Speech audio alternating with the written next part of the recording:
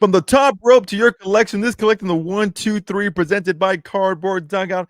I am your host, Moon 3PO, and this is my tag team partner, Bropio, coming with a post Raw reaction episode. But before we get into that, Bropio, how you doing? Oh, I'm doing pretty good. Doing pretty good. Taking a little victory lap, for calling the whole John Cena IC title win. So, other than that, yeah, man, it's been a pretty good night. How you doing? I'm doing well. But yes, guys, if you guys have been listening to the pod, did you mention this like what? 2 months ago, 3 months ago, like you literally Probably a called good this while from the ago. T. Yeah. The short that I'm probably gonna make is probably me finding the episode where you bring this up and do like a little flashback montage or something, because you absolutely Yeah. called this to the T. Even the last episode we did talk about this as well. But yeah, you absolutely called everything that literally happened between John Cena and Dom and all that. Which is very awesome to see. Obviously, we're gonna dive a little bit deeper into that. Typically, we're not a post Raw and or SmackDown podcast, but I feel like the next couple of weeks it's going to be like this, just because we have some crazy matches, obviously some crazy movement going on with both shows.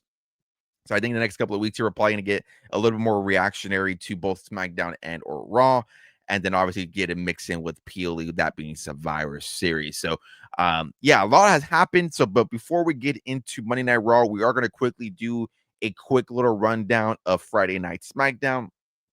Not the best show. I didn't. So I'm going to be completely honest. I didn't not watch it live. I was at a football game. It was like our local area is like crazy about high school football, and it was like one of like the bigger rivalries that goes on in our area. So, and obviously my wife, Mrs. Moon 3PO, is involved in that rivalry. So, Crazy ass traffic heavily, there. I was coming back from dude, the it grocery was store and had to go down that street. fucking. I forgot you live in that area or around Yeah. that area. It was fucking abysmal getting there. I left my house at 6. I did not get there till like before kickoff. It was absolutely fucking insane. My Yeah, second year doing this. the wifey saw the traffic. She's like, "What is all this?" I'm like, "Honey, this is the Super Bowl for the South Side. Let's go." Literally what it is. It's Uh, fucking insane. If you guys don't know, if you guys don't live in Texas, I know your people are like high school football gets crazy. High school football is huge in Texas. It's very, very big. Football in general is very big in Texas. I'm not a football guy. I'm obviously just involved in it because my wife is as a cheer coach, for if you guys don't know. But yeah, it was fucking insane. So wasn't really glued to my phone too much. Usually I am. But this episode again, it's was like the Super Bowl of Texas, so was involved with that. So really I didn't get to watch it live. I watched it when I got home. But obviously, just kind of keeping tabs on Twitter or X, where you want to call it these days, even like TikTok, people making shorts of it. People were calling this like the worst SmackDown episode ever. When I rewatched it, I really didn't get that feel. Obviously, there's one, match and one segment that we're going to talk about more specifically that kind of will lead into it, but didn't think it was that bad of an episode. I don't know if you watched it live. If you want to give a quick little thought of it, because yeah, it seems like the sentiment on the internet was like, I feel like everybody hates everything these days. If it's not doesn't go your way, you absolutely hate it. But I didn't think it was the worst episode. yeah, I did watch it live. Honestly, like we're like 3-4 days removed from it. I honestly can't remember much of it. And even just in general, like I was when I was talking to the wife about it too, I was like, I think like the last three SmackDowns, like I missed live, and I didn't even actually go back and like rewatch like reruns. I would just see clips on YouTube and stuff like that. But we were just busy with like spooky stuff and stuff like that. So this was like the first SmackDown that I actually got to see and sit down and watch it live. And it just really, I don't know. I wouldn't say it was the worst, but it could have been better. I don't know. SmackDown's been like a real hit and miss lately. It looked like it was starting to take off a little bit, and then it started like going downhill again. Honestly don't know like what it is. I don't know if it's just like the lack of fresh faces. I know like we got like Ilya Dragunov that ended up coming back. Like if we're gonna get into it too, but like Lash Legend came and remade again on SmackDown. It looks like she's gonna be teaming up with Naya. Which jumping ahead, like she dude that knocked that freaking Lash hit on Io, like damn, it shit the shit out of her. Dude, Um, yeah. but yeah, but I think this was like the whole thing that we were talking about how like there was like rumblings and rumors that their SmackDown's looking for like a superstar shakeup kind of thing. Um, Obviously, Drew got suspended again, so he's off to film another movie, so that's his way out. So all the people who said that WWE was burying him, their answer to why he didn't probably win against Cody. But yeah, I don't know. I guess I don't know if it's just maybe like the lack of, I guess, challengers for Cody. I don't know if that's just not helping. Like now that Drew's gone, like realistically can go in and challenge Cody, and I guess it's probably why he's gonna end up in the War Games match. Um, but yeah, there's something on SmackDown. I don't know what it is. Could be the star power, could be the feuds. I don't know. Yeah, I think it's a little bit of a combination of all those. I think we've seen the Drew and Cody stuff for how long now, and obviously, I think what's helped Raw is how like the mid card titles have been promoted. Obviously, Dom, who was your IC champion, jumping ahead, how he's been doing as IC champion. Becky Lynch, how she's been as an IC women's champion, how she's like elevated that title, which kind of translates to what I think was the biggest blunder of this whole SmackDown episode was Y'all. obviously Giulia. Again, did not watch it live, but I saw it immediately that she lost. I was like, shit, she dropped the title. And then finding out here that she dropped it like less than 2 minutes was absolutely freaking Yeah, criminal. I think it was like under a minute 30, honestly. Yeah, I think it was like a minute 20, I think was the actual like run time for that match. And I put out an instant tweet because I didn't even need to see it. That's all I needed to hear. I put out a tweet or a post, again, whatever you want to call it, was like, I love Chelsea Green. I really do. I think her and Ethan are absolutely gold. I know we were talking off air. We're talking about the promo that she cut backstage after NXT after getting creamed on. If you're PG-13, everybody. After getting creamed on and with Ethan Page and Alba Fire. I love all that. The Triple R champions. I'm all for it. But man, like this just hurt Giulia so much. And I don't know what it takes to get her back to that level. Like, I don't know, we kind of briefly talked to like maybe this puts her in the main event title picture, but that involves Jade Cargill, who's a heel. So I don't know. Do you do like a heel versus heel thing? I don't know if she's a true heel, but she's acting like it, which she got a badass promo, by the way. I think this is the Jade Cargill that we've been hoping for since she's debuted. That's a little bit off tangent there. But yeah, going back to Julie here really quickly, like this just absolutely hurts her in a way that I don't know how it's recoverable. Like, and I know people are saying that, oh, it's because she gets no reaction, and like you can hear a pin drop when she comes in. Well, yeah, you're gonna hear that because it's the style of booking. Like they did absolutely nothing with her. Go back, look at NXT, look how she was, look at the crowd reaction she was having, the matches she was having. Like there's just levels to her NXT run, and it for whatever reason did not translate. And I don't want to bring him up here, but like people used to always blame it on Vince, like, oh, it's a Vince thing, it's a Vince thing. He doesn't watch NXT, he doesn't know how to do this, he doesn't know how to do that. Like Triple H was involved for NXT for how long?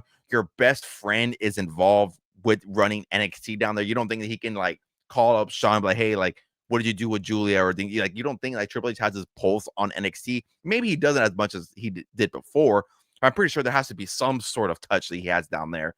So I I mean, don't know Paul what the Levesque, hell. executive producer on NXT, and I see his name on there.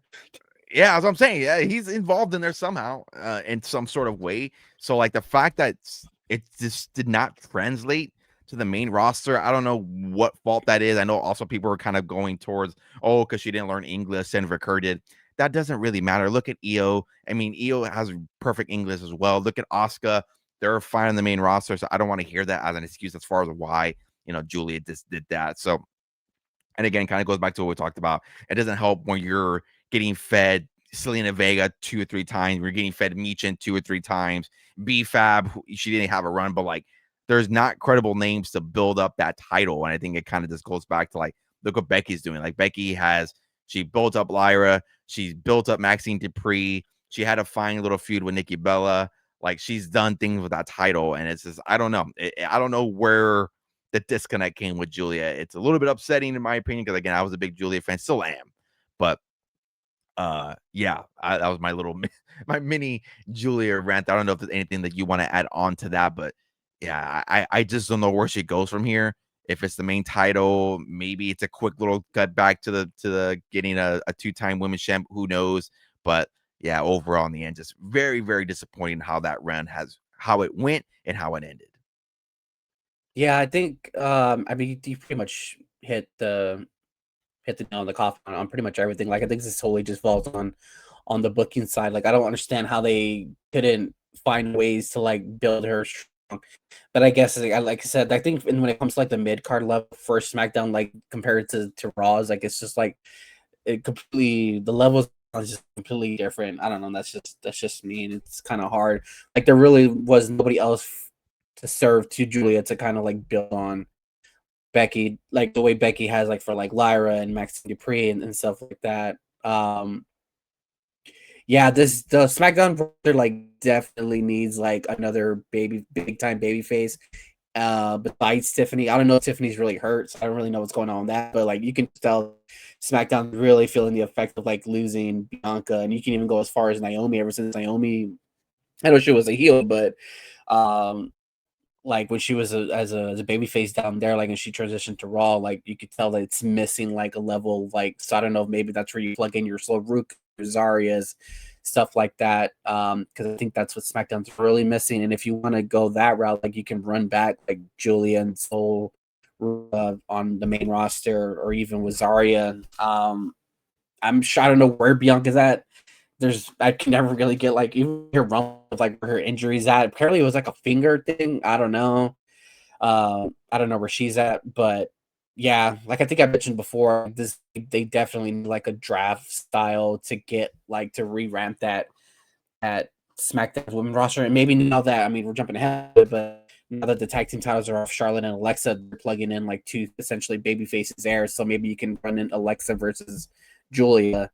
You saw the little rumblings with Charlotte and Jade on Friday too, but I don't know, maybe that was the reason to take those tag team titles off there.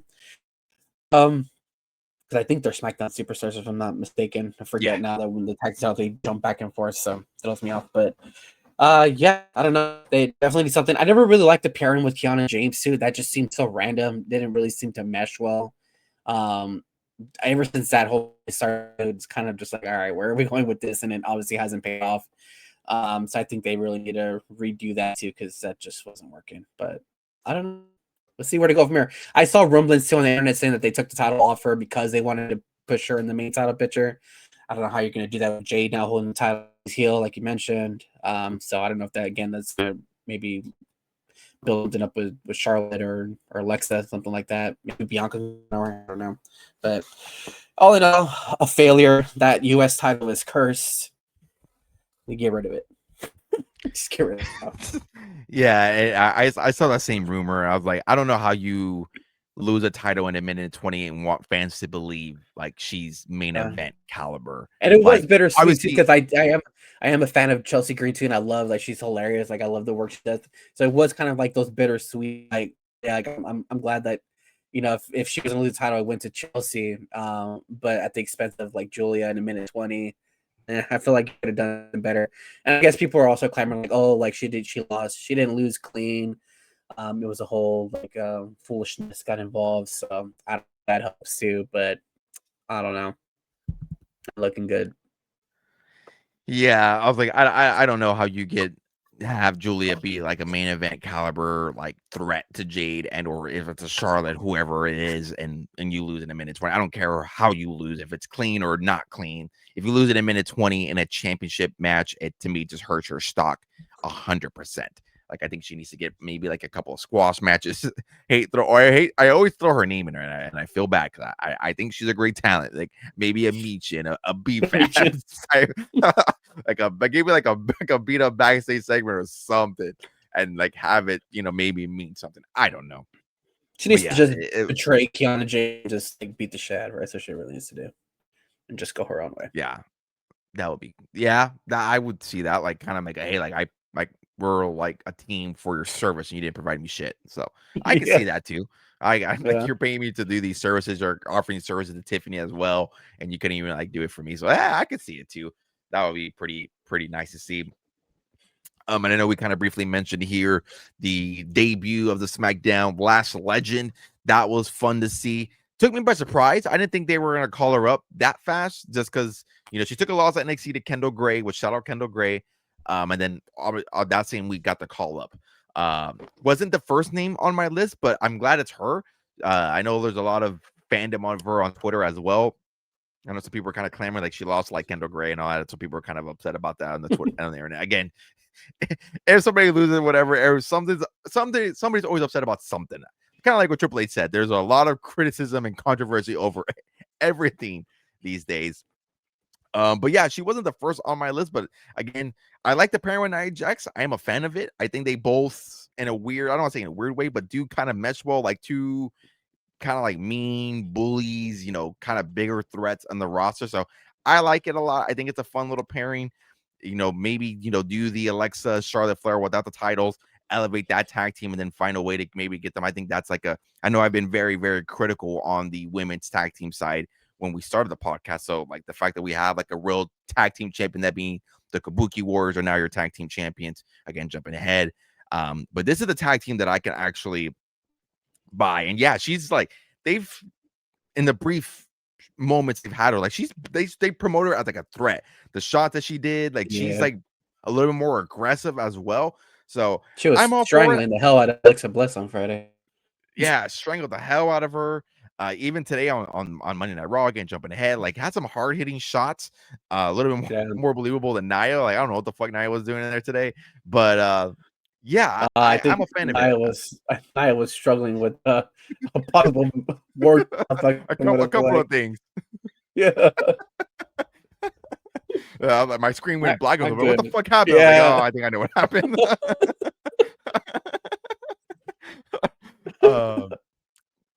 But no, I'm a fan of it. I like it a lot. Hopefully, maybe it's a future tag team that they can. Hopefully, it's not one of those one-off stupid things where they tag team for a little bit, then break up, and then hopefully. So yeah, I'm a big fan of it. I like it a lot. Curious to get your quick little thoughts there. I know we kind of already jumped ahead of it, talked about it, but quick little thoughts here on Lash Legend officially debuting here on the SmackDown brand. Yeah, it's an interesting duo, and I'm like you. I can see how they're paired together. I'm pretty sure they're going to be built like dominant force kind of tag team.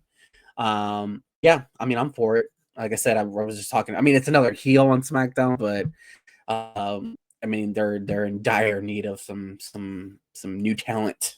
But yeah, I'm intrigued by it. A little surprised that she got the call for Trick Williams though, because yeah, if you don't know, she's dating Trick. But yeah, like I'm like, damn, he's down there. I don't know, maybe he's coming up too. Maybe he's one of the special guests in the Cena tournament. I don't know.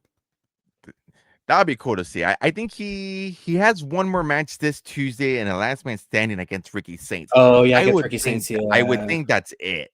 That's it. I don't think he's on. I don't think he's on the NXT Deadline poster. I could be wrong. Oh, he is on the deadline. He is he on there? Poster. Okay. Yeah. Okay. So NXT Deadline is in about 3 weeks. Holy shit! My birthday's in 3 weeks. What the fuck? Just thinking about that now. Goddamn.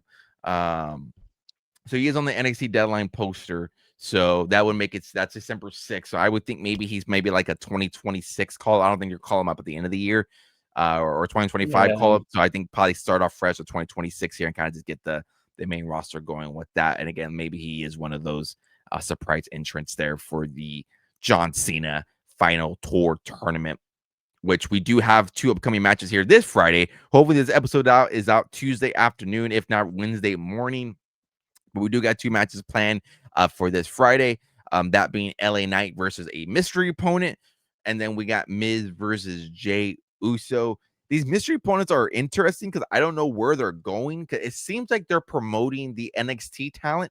So I don't know. Do you go with obviously they're not going to do anybody from AEW. They're not going to do that. I don't think you can unless it's Andrade. But I'm assuming it's probably somebody from TNA. I would think like the 2 names that come to my head are either going to be like a Joe Hendry, you're going to do a Matt Cardona.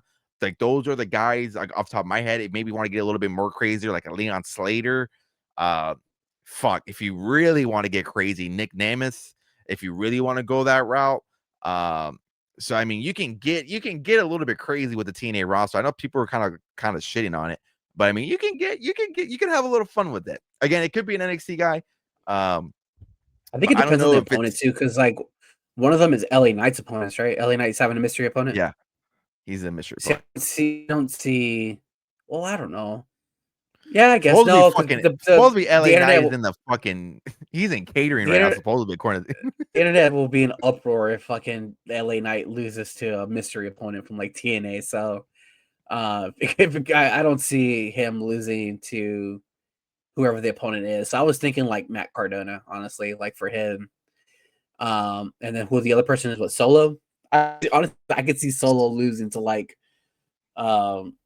somebody who's a mystery opponent, but I don't know. I thought that honestly, I was thinking like Oba was going to be in the tournament. I know Oba. we're talking Yeah, about good this too, one. and you mentioned Javon Evans, and he obviously got announced. Um, do you know all of them are announced already? Then are these all the rounds, or is there still one more? I was about to say, like, I haven't seen like a graphic on how this bracket is like Well, filled. Like, I know they said there's 16 men, so that means there's 8 matches. So we had what, Shinsuke, Sheamus, Sheamus won um that one, and then today was Damian Priest and Rusev, and Damon Rusev Priest won and that one. Rusev, and then this Friday's LA Knight versus a mystery, and then we have Miz versus Jay Uso, and then okay, so that's 4 matches. So then we still have 4 more. So then they announced Javon versus Gunther, which is probably going to feed the poor. Uh, In and fact, then we that's my fucking have veins. dude, that's gonna be such a crazy. They're 2 separate like wrestling styles. Like it's gonna be crazy. And then you have Solo versus mystery opponent. So they still have 2 more, which will probably be announced this Friday who they're gonna be. Hmm.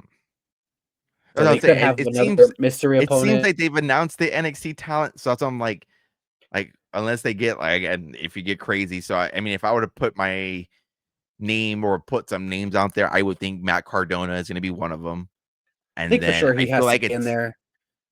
Joe Hendry has to be in there too somewhere. Um, who else am I thinking? Um, Shit, you could even get really crazy if you really want to put Mike Santana in there, like promote the TNA champion. Why don't you? almost the TNA championship. Yeah, Yeah. Um, who else could you put? I could see the Nick Nemeth too. I can see that too. Um, I wonder if yeah, I WWE don't know. fans like the casual. I wonder if like the casual fans will be like confused because I don't think Oh casuals are yeah. like watching. I don't think casuals are watching like NXT. Obviously, if you've been watching NXT, they've been using their names out like outside of TNA. Like Fandango came when he came back. He wasn't Fandango. Oh Um, yeah, yeah.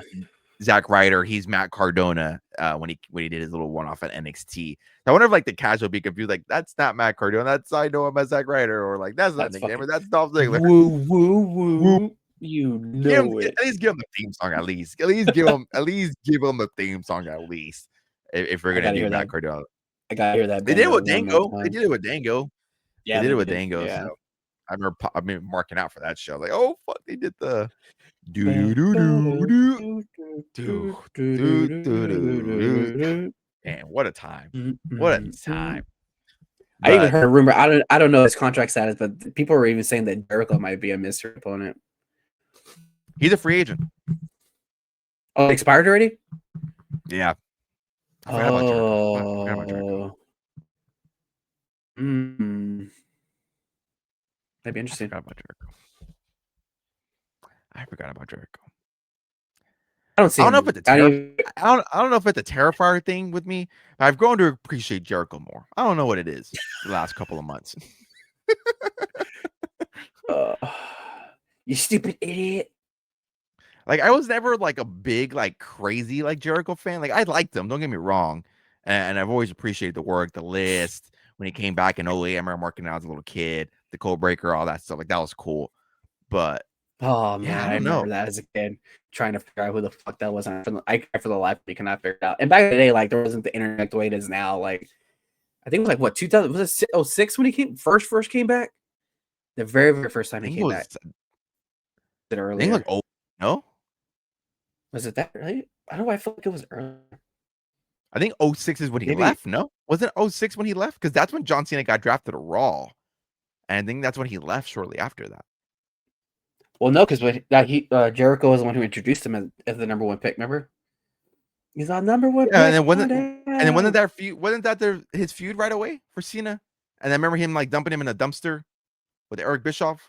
Wasn't that like 06? I don't remember. Hold on, I'm looking up real quick. It's in a bug. I think it's 08. I think it's 08. Let's see. I thought Maybe it was later. Earlier. Let's see. I'm gonna put a stamp in 08. That's gonna be my 2007. John Cena. Okay, I was close. Oh, we're both close. Yeah, it's just after a 2-year hiatus, WWE promoted Jericho's return starting on September 2007. I remember trying to figure those codes. When all you had was WWE.com, I thought you had back in the day. Yeah. That and man, what was that website? Ringside News, I think it's what it was called. I don't even know if it's still around. Lords of Pain. Lords of Pain down there. There you go. There you go. That was the dirt sheets for me. That was the fucking website right there, my guy. Yep.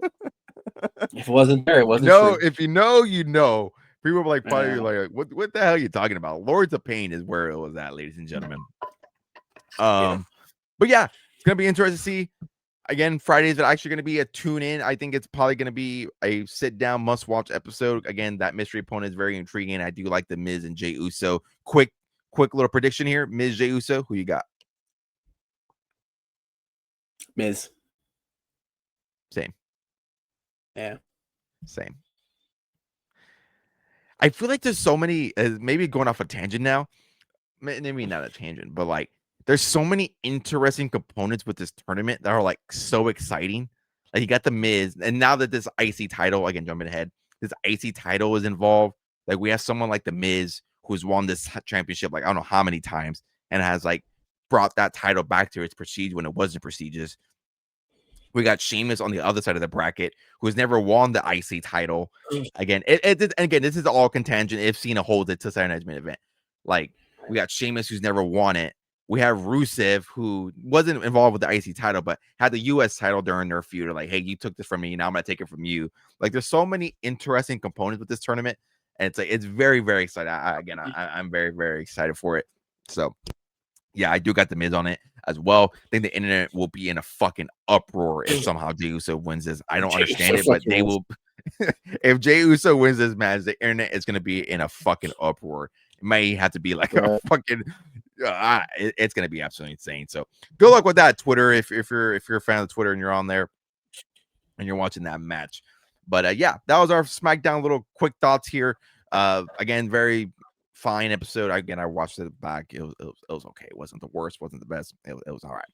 But now let's head to Monday Night Raw, where this was probably one of the best Raw episodes that we've seen in a long time. Man, that Boston crowd, man, you got fucking fed today. Like that was a stacked Monday Night Raw. You had obviously John Cena, you had Dirty Dom, you had CM Punk. I'm probably gonna get some slack for it, but you got Logan Paul, you had the Bronze, you had Rhea Ripley, you had Io Sky, you had Cody, you got Charlotte Flair, you got Alexa Bliss. Like you got absolutely fed. So if you're in that crowd, I follow some Boston people, and there's people like contemplating like, do I want to go? Do I not want to go? Like, I was like, man, if you decide to go to that show, regardless of what you paid, regardless of where you sat, if you're behind the Titron, wherever, like, man, like you absolutely ate. So shout out to the Boston crowd. They got a phenomenal show, and obviously had probably one of the most phenomenal kickoffs here, that being with John Cena. Before getting into his match here, where Dirty Dom cuts a little promo here, obviously his last time from his hometown, Boston, was very appreciative of the crowd. Something that I did write down here before we dive deep into the match and things of that nature was, him mentioning about Saturday Night's Main Event, which did get some boos, which I thought that was pretty funny. The Boston crowd was the Boston crowd was very, very woke, and it was a very lively crowd. Even the fan too right behind when Triple H came out had the Triple H fight. So I could think of that Josh Peck video. I fucking hate Triple H. I fucking hate Triple H. So a very woke crowd, and even Triple H, because even his promo that he cut to was kind of like mentioning like how everybody's so critical of everything, how everything's so controversial and things like that. So yeah, again, a very fun crowd, very lively crowd. But one key takeaway that he mentioned here when he mentioned December 13th, him being his last time that he will be in the ring as a competitor, that he did mention that this Saturday's Main Event is going to be like an NXT exhibition, whatever the hell that means. I don't know what that means. Obviously, I guess there's going to be some matches that involve some NXT talent. If that's NXT versus NXT, NXT versus Raw superstars, NXT versus SmackDown superstars. Is it just men? Is it the women? I really don't know. So thought that was pretty interesting that they're not going to treat it as like a traditional Saturday Night's Main event. I know a lot. We didn't even talk about last Saturday Night's Main event because we took a couple of weeks off. We took a week off.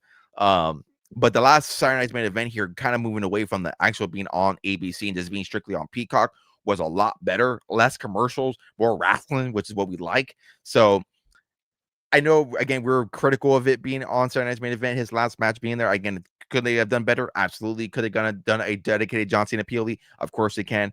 But I think now what we've gotten, it's not too bad, and I'm actually very intrigued that it is. Obviously, we have his last match being there as well, so I'm curious to see what this NXT exhibition is going to be. Just wanted to make a quick little thought on that before we dive deep into this John Cena IC title match versus Dirty Dom, which, again, shout out to you, my friend. You called this out perfectly. You called this, I think it's like 2 or 3 months ago when we were talking about John Cena's final opponent here. You absolutely nailed it, everything from a T. Dirty Dom cutting a promo, interrupting John Cena, cutting a promo there, saying that he would have whipped John Cena's ass in any era. Yeah, absolutely phenomenal match. It wasn't like the greatest match by all means, but they definitely worked the crowd well. They definitely knew what they were doing. Dirty Dom knew he was doing the same thing with Cena as well. Nice little tribute to Eddie Guerrero as well with the steel chair. Overall, very, very, very fun match. I enjoyed it a lot. And obviously John Cena becoming the victor there, becoming now a Grand Slam champion, which is, I was explaining the lore to my wife here, Mrs. Moon 3PL. Like, it's so crazy, like how long John Cena has been with WWE, and like for whatever reason, this is the title that has eluded him for so long. I don't get it. I don't understand it, but it's here now. He's a Grand Slam champion heading into Survivor Series. I don't know what the plan is going to be for that. Maybe he's in War Games. I don't know. That's going to be interesting. I don't know if that's the route they go. Does Dirty Dom get a rematch at Survivor Series? We really don't know. So there's a lot of interesting questions headed into Saturday night's main event. But yeah, this was a 10 out of 10. I enjoyed it very much. Shout out again. I know Triple H and WWE get a lot of flack for how they've been booking these shows and the things of that nature, but this is where they nailed it. 10 out of 10. They nailed it completely. They could not have missed. They got the bullseye. But yeah, bro, I'll throw it over to you there. Any thoughts there on the Dirty Dom, John Cena? Again, I know that there's probably a lot of thoughts you may have because again, you nailed it here perfectly. But any thoughts here on the John Cena, the Dirty Dom, the NXT exhibition as well? Any thoughts on those overall points there? Yeah, I'm kind of glad that they actually did pull the trigger on this one and actually gave him the IC title. I was a little worried that they weren't, because I honestly don't know about the whole Grand Slam thing, and I think this is what I raved about a couple weeks ago. Like, well, I care about it. It's just pretty cool for him to actually get it and win this title. But yeah, the match did what it was supposed to do. They fed into the hot crowd and all that stuff. We got a new John Cena meme now with the winking eyes, so that was pretty. I think this is the part where like the Netflix thing kind of like, I feel like they could have utilized the Netflix thing a little bit better with the less commercials. I think they a little bit too many commercials there in this match. And I'm like, come on, dude, it's his last time in Boston. Like, let's chill with the fucking commercials and the ads and shit like that. So that's my only gripe. But yeah, I'm curious to see where they're gonna take this. I trying to combine my thoughts with the whole tournament. I think if he does hold the IC title all the way through to Saturday night's main event, I see him like dropping it to like a new talent, somebody from like NXT. Kind of when he was like raving about saying that when he wants to leave this the WWE like in the hands of like future stuff like that. So I think this is where like you get like your Javon Evans. I was thinking Obafemi, stuff like that. Those guys, maybe even Trick Williams might be getting thrown into this tournament. So, but yeah, I'm curious to see what he meant by NXT exhibition. It would make sense. It would kind of make sense to kind of see like main star against NXT people. So I think that's where I would think it would kind of be like. Yeah, for some reason he doesn't go all the way to Saturday's main event with the IC title. Then I'd be a little bit more intrigued to see who's going to come out on the end of this tournament to see who he's going to face, because that'd be pretty interesting. But yeah, I don't know. I'm loving it. I'm glad they put the IC title on him. It was pretty cool. But yeah, it is funny that he never won this title, and this is the last one that it took for him to win. And it just, I mean, the stars aligned for him to get it. So kudos to them that they actually pulled the trigger on this. I was getting a little there that he was gonna do it when he missed the whole like tap out, and then he pinned him with the FU, and then before he was knocked out. I was like, oh boy. And like, yeah, the turnbuckle was still kind of uncovered a little. I think the referee like panicked and couldn't tie it on fast enough, so the turnbuckle was still off, and he had to do the spot here, the chair spot, and had to do it and react right away. So, I was in the same spot as you. Like, I was a little bit worried they weren't going to do it right away. Maybe it would have been like some cheating fashion. But yeah, again, and then even backstage too, a little funny lore moment of John Cena celebrating the IC title with Rey Mysterio. If you know, you know. I think it was like what 2011, 2012 when Rey Mysterio just won the US, not the US, I'm sorry, the WWE Championship, and then John Cena challenged him that same day and beats him. And that's when we get the return of CM Punk with his real WWE Championship. So I remember getting like valid PTSD flashback. Like, oh fuck, like they're really gonna do it, aren't they? But they obviously did not.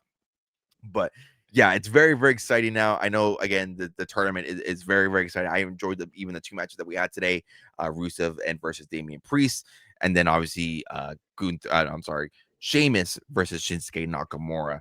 And then obviously we had two more matches. Again, we kind of already talked about these already. Javon Evans versus Gunther, and Solo versus mystery opponent. And like you mentioned there, Javon Evans versus Gunther is going to feed absolute families. Like you mentioned there, two different styles of wrestling. RIP to Javon Evans' chest ahead of time. That's going to be welted up to the Lord. So, but yeah, that's going to be a tremendous, tremendous match ahead of time. Give it 5 stars already for Dave Meltzer. Give it whatever rating you want to give it, because that's going to be a phenomenal match. I know we're kind of already talking about it. I think we talked about it last week. I know you mentioned Oba Femi, and I was like, I think Javon, I think that's literally take measures that we have. I was like, I think Javon Evans is going to be the guy. And his card market kind of going to a little bit of card talk here, just a little briefly. Like, his card market hasn't really like exploded yet. Obviously, he's still very young, so he still has that time to get to those levels. But yeah, like his finance autos are anywhere from like $30 to $20 for lucky. Some of his color stuff is still pretty relatively cheap. His rookie card stuff from Topps or from Select is pretty cheap. Even his Topps Chrome and Topps Chrome Sapphire hasn't really taken off. So maybe this is where it does a little bit. I know I bought a Javon Evans spot last week and got some nice color and base cards, so maybe those will do pretty well on a future whatnot stream. Yeah, but yeah, I'm very, very excited for that match. It's probably one of the more exciting matches, depending on who there this solo mystery opponent is. So that's definitely going to be must see Netflix television watching. And then during this episode here of Raw as well, we do get our War Game setups here briefly, where they're not completed yet, but they are somewhat filled. We got the men's side here. We got CM Punk, Cody, and Jay versus Paul and the Bronze. And then on the women's side here, we got Rhea, Io, Alexa, Bliss, and Charlotte Flair versus Nia Jax, Lash Legend, and the Kabuki Warriors. Oh, again, internet's been hating on everything a lot these days. I'll give a quick little thought here, or give it off here for a quick little thoughts here. What are your thoughts on the War Games here, specifically for this year? I personally have always enjoyed War Games, going even dating back to the NXT and what we've had the last couple of years. But I know some people this year around already kind of saying already like, oh, this feels dissembled. People are just kind of gets thrown in here so they can do it again. I obviously always could be a sucker for the traditional matches. I think that's why people technically don't really like the War Games right now, because they miss the traditional 5-on-5 Raw versus SmackDown. The one year they did Raw, NXT, and SmackDown, which that's 100% valid. That is very valid. I would agree with you on that. But I've always enjoyed War Games. Some of the pairings, again, they make some a little bit. Is it fast? Yes, but you can go back to booking on that. That's WWE's fault for trying to book these matches in less than 2 weeks. But to me, I like them. I'm not really mad about it. Who the next two tag team partners on the men's side will be interesting. The women's side, I mean, is it going to be a Becky? I know the rumor right now is maybe it's an AJ Lee. Like, do you throw them in the mix? Like, that will be pretty interesting. But what are your overall thoughts here on what we got so far on War Games and the teams that have been assembled? Yeah, I think if you're just gonna strictly compare, like, I guess, like, the build up in the teams as a whole, like, compared to like other war games, this probably is the weaker of it, storyboard wise, stuff like that. Um, it is a little bit like a kind of like of a hodgepodge, like just throw people there, like even on both sides, like Cody coming out of nowhere. I mean, obviously, I know he's had his runs with Paul Heyman and stuff like that, but I mean, like, forgot like Cody SmackDown, and like all of a sudden he makes one Raw appearance, and now he's in the War Games with Punk and Jay. So that's kind of like, all right, I guess. Which obviously, I guess, also my point that SmackDown has like no credible people for to Cody to feud with, so it's like, all right, let's start in War Games. Um, Same thing for the women. Like just last this past Friday, we saw Nia and Lash in it for the first time, and now all of a sudden they're knee in deep with against Charlotte and Alexa and got thrown in War Games. It was funny too because I was like, when I was watching them when Charlotte and Alexa came out, I was like, man, you know what I haven't seen in a hot minute? Io. And I was like, where the hell is Io at? I knew Rhea was hurt because she broke her nose. But I was like, Knows. dude, where the hell is Io at? And sure enough, here comes Io. Which I kind of a little bit surprised. Well, I guess not really. She makes sense, and so does Rhea. But for some reason, I don't know why I thought like it'd be Bailey and Lyra involved instead of them. I don't know. I figured I thought there was a way for them to.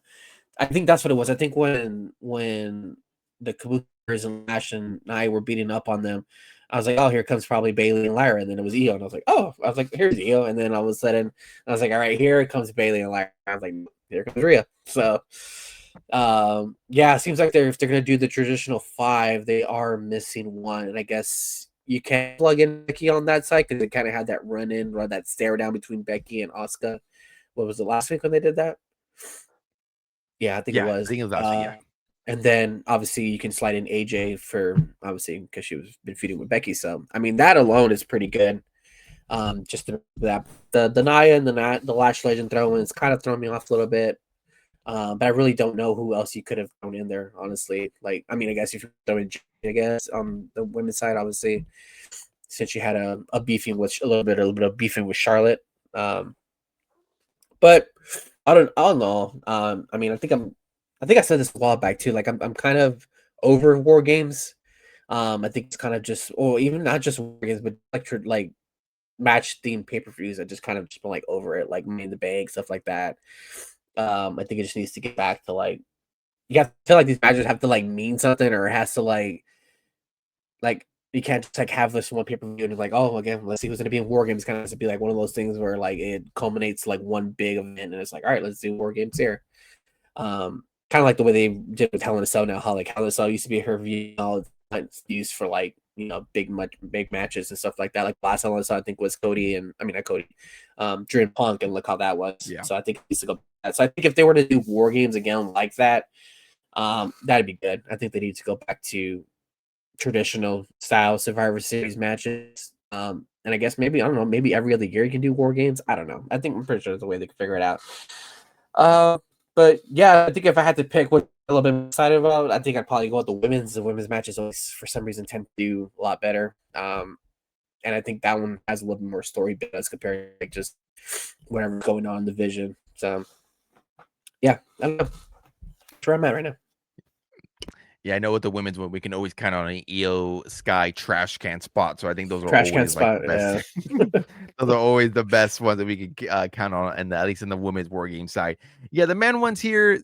Yeah, the Cody is kind of weird and awkward again. I know. Yeah, like you mentioned, that he's had his run in with Paul. Him and Punk are friends. He's always had Jay's back. So I guess if you want to, go from a story standpoint, I guess that's where you have your story there.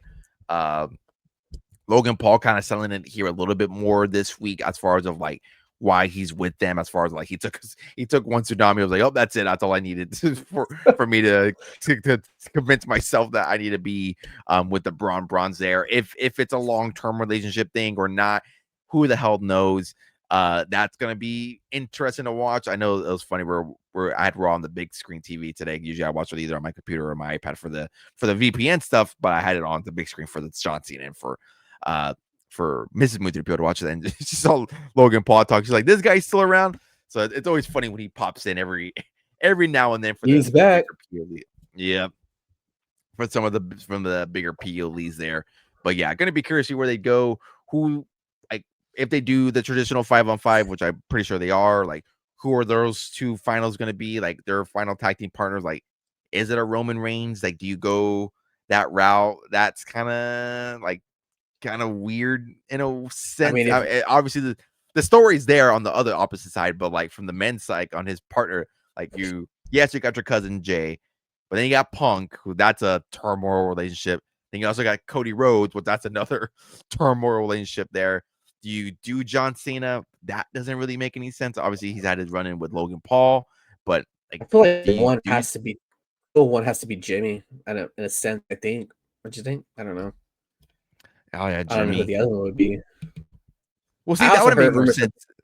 they might run 4-on-4. From what I heard, that was a possible rumor that they might go 4-on-4, but I don't know if that's true or not. Because you're See, still missing one like on the other if side. like Well, if I you're guess gonna it would do be Jimmy, like Brock, I would right? have had Jimmy. Oh yeah, I forgot about Brock. I Yeah. forgot that dude's still around. Oh, Makes maybe that that's why you put matchup in Cena. even more dumb and dumb. Yeah, maybe Nah, that's I where think you fit in Cena. I think he's had his last run in already with Brock. I don't think so. I don't think they do that again. You don't get like one final lick. I guess maybe. Well, I don't know. Because they'd have to do it quick. He has one. He's only has one more appearance before Survivor Series. No, 3 more before dates Survivor left. Series. Oh yeah, we got one more. Yeah, 3 total dates. So Yeah, but 3. Yeah, he has if he's gonna next if he's week. gonna join the team, he'd have to join it next week. Yeah, yeah. I don't know. Yeah, I think that's where where this booking just comes into play, where they've fed this for 2 weeks or a week and a half, and they're trying. I think I honestly it looks like they're scrambling to figuring out who it is. Because like if you're gonna do Jimmy, like it would make sense for Jimmy to save Jay or them today. Because obviously Yeah. they've had their run-ins. Like obviously we were talking about LA Knight too, but I know the rumor right now is like he's pissed off like people backstage when he grabbed the sign there. The So like sign, obviously yeah. that your story's right there too. Like he's been involved with Punk, Jay, and the Bronze like for how long? Even Logan Paul too. Like your story is literally right there, and yet he's involved in a mystery opponent tournament match. But by all means, go for it. I like it, but literally your LA Knight story right is right there in the palm of your hand. You're like, nope, I'm sorry, you pissed me off. You're going to be fed to catering, and then 1 week, and then the next week you'll be facing a mystery opponent and maybe lose that match and not even advance far into that tournament. So I don't know. Maybe he will Time will tell lose. on that. I don't know. That's what people are saying too. Like they're like, do you really gotta have like a mystery opponent lose? Like depending on who it is. Again, it circles back to who it is. Like if it's a big name, not a big Yeah. name, it really does depend. But like people were saying, like he's pissed off somebody backstage. Like I guess I don't know. There's always a rumblings with LA Knight and him being fumbling the feathers. I guess is the Good proper old word. LA Knight. Which it makes sense. I think his on-screen character kind of I would assume probably translates backstage. I don't know. Obviously, I'm just speaking out of my ass at this point, but Yeah. time will tell on that. Other key takeaways from Monday Night Raw: Nikki Bella finally turning heel. Thank God. I was kind of just been hoping for that. I mean, I know there's a big portion of the internet again who just hates absolutely everything. I don't hate Nikki Bella. I don't like her. It's one of those things where like she's on my TV. I'm like, it is what it is. But yeah, Yeah. it's the baby face thing. It's the baby face thing, honestly. Like if she's acting like this goody, like, oh, like I'm too like you people are too good for me, like I don't belong here. And then we have like people like Senny Kerr and like EO, like, oh no, you paved the way for us, blah blah blah. I'm like, did you really pave the Did way? you I don't know. really? I wouldn't go that far. I wouldn't go that far. Like, did you really? Like, I know you're in some rough times. You went through the trenches. I'll give you that. She went You through went through hard the trenches. times, man. Yeah, you had some difficult diva women times there, but I don't think I don't think you really paved the way for women like that, especially for like Senny Kerr and like EO who like busted their ass on the indies and like outside of the US. So that's a different story for a different time. But like that's the shit that just irks me the most about her. But like again, it kind of circles back to what I was saying. Like I don't hate her, I don't like her. There's something that just irked me, that being it. But I was just waiting for this heel turn to happen, which they did rather quickly. I thought maybe it would have been like a Survivor Series thing. I thought like we would have gotten another like a tag team match between both Senna Kerr and Nikki Bella and Raquel and Roxanne. But they did it pretty quick. I'm glad they did. I was again kind of getting a little bit over it. Like again, I'm like kind of over this dumb shit. But and she even like tore off the shirt and had it black. I was like, oh, like okay, that's cool. I guess we do like a Stephanie Kerr and Nikki Bella type thing. Like I don't know if that's where you go. I don't know. Nah, I don't know. I'm pretty sure that's where you go. Does they excite me? Not really. Will it be a good match? I don't know. So time will tell with that. I know that John Cena, again, going back to the Boston crowd, they were kind of rude. I think they were when she was leaving. I believe they were chanting like John Cena left you or some shit. So if they chose a Yeah. good place to turn her heel, it was that area for if you know, you know. Yeah. If you know, you know. Again, we kind of hinted it here again. The Sheamus and Nakamura match, phenomenal match, great match. The Rusev for Damian Priest was a fine match as well. But yeah, again, overall, very, very solid Raw episode. Again, Boston crowd, you absolutely ate. And those watching at home absolutely ate as well. Was overall very, very good episode of Monday Night Raw. Hopefully, SmackDown can follow suit if possible. It's hard to follow up that episode of Monday Night Raw, but hopefully Friday Night SmackDown can follow up with that. But yeah, I think that was everything on Monday Night Raw, unless I missed anything potentially. I don't think I missed anything. No, I think we pretty much hit it again. This is like what I think like out of the last like what 4 Raws, this is like the second time that Charlotte and Alexa main evented that. So shout out to them, man.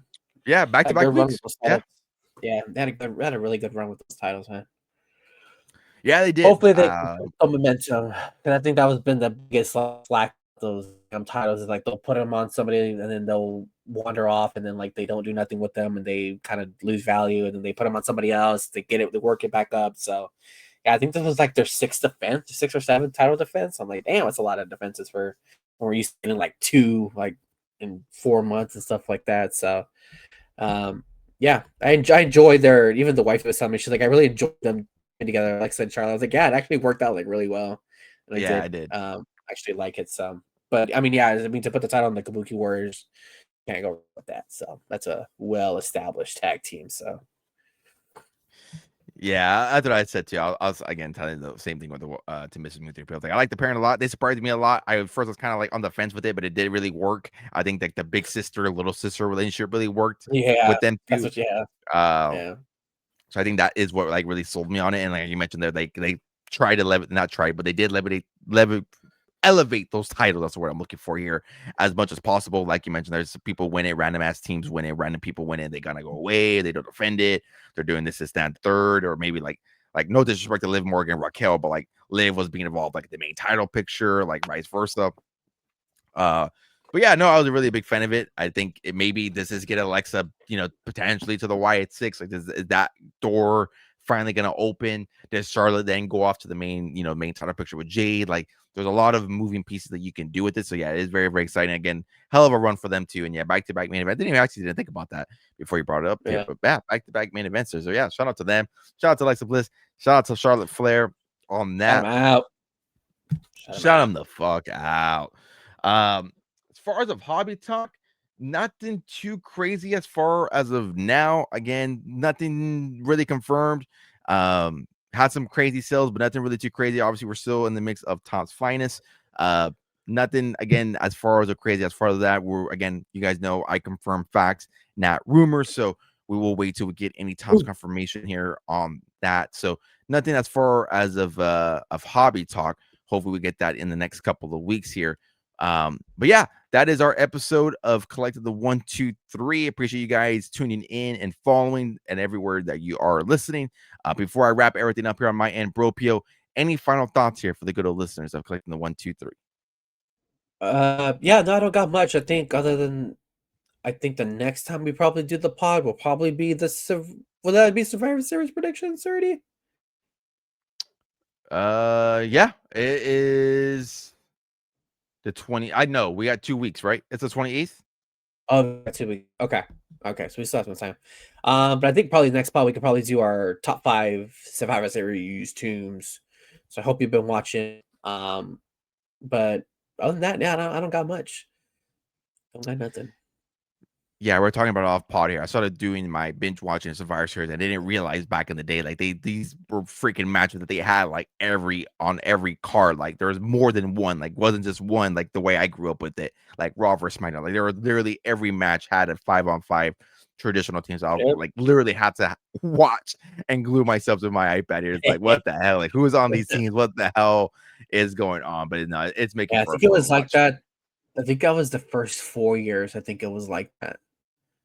I want to say, I think it was 4 years. Yeah, that makes sense because the first 3 I watched, I'm like, dude, there's a freaking 5-on-5 or 4-on-4, whatever Yeah. they're doing, like every other match. I'm Yeah. like, dude, like I can't, like there's so many different teams. Like it's gonna be an interesting concept on who we have on our teams and what route that we go. But yeah, as far as the final thoughts here on my end, yeah, I really don't have too much here on my end. Again, thank you guys if you guys are tuning in from Whatnot. If you guys have been tuning in and out or coming from, I know I have some people coming over from Whatnot, tune over to the other social and vice versa. So if you guys have been coming in, hanging out on the Whatnot streams, I really do appreciate you guys. All of our links are going to be down in the description down below, wherever you're listening. If it's on Spotify, Apple, and or YouTube for our visual watchers, everything is going to be linked down below. So you want to give us a follow there. Again, you can follow me at Moon3PO, and you can follow Bropio here at Dad Who Collects. That's over on Instagram, TikTok, wherever there's content being made. We're probably there. So make sure to go give us a follow, chat with us for wrestling, or sign off in the comments down below. Again, wherever you are listening to this episode. But yeah, guys, we will see y'all next week. Again, we'll probably be doing a post-reaction episodes of both Raw and SmackDown, just because we got, again, those tournament matches. And I think these are pretty fun. So we'll obviously be doing some reactions to those matches. But yeah, guys, that is all we have here on our end. Again, thank you for listening, watching, and make sure you are following, subscribing, and we will see y'all in the next one.